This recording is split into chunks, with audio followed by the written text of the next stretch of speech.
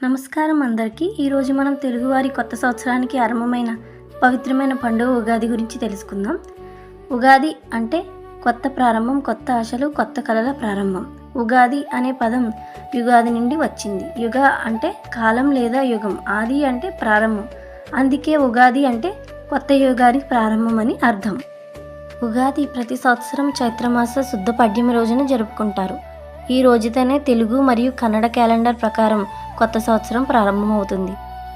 ఉగాది రోజున ప్రజలు ఉదయం లేచి తలస్నానం చేసి కొత్త బట్టలు వేసుకుంటారు. ఇళ్ల ముందు అందమైన ముగ్గులు వేస్తారు. ఇంటి తలుపులకి మామిడి ఆకులతో తోరణాలు కడతారు. ఉగాది రోజున ముఖ్యంగా చేసే వంటకం ఉగాది పచ్చడి. ఇందులో 6 రుచులు ఉంటాయి: తీపి, పులుపు, చేదు, కారం, ఉప్పు, వగరు.